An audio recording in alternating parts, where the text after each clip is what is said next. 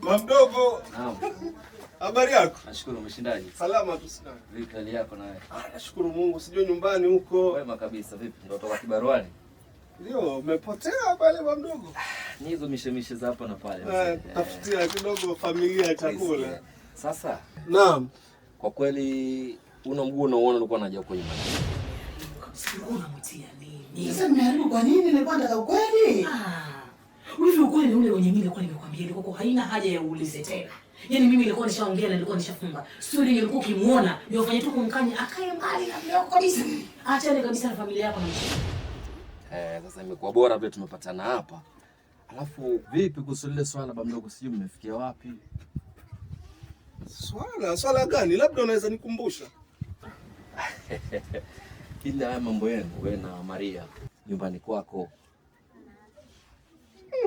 Yaani inamaanisha Naam. Yale maongezi tukaongea kipindi kile nyumbani kwako. Ya haya mambo yenu wewe na Maria kuhusu urithi. Baba mdogo, kuhusu lile swala nishaliweka sawa. Lakini wifi umemuuliza. Mwizi mwenyewe za kumpata pale yuaiba wifi, lakini ukamuuliza akakwambia mimi sijaiba. Mbona? Usingeuliza, mimi nishakwambia vile vitu viliko. Yaani viko 100% ulikuwa usimuulize. Sasa tani mwenyewe kinipata mwizi ukiniuliza nitakataa sijaiba. Mbona muulize wifi?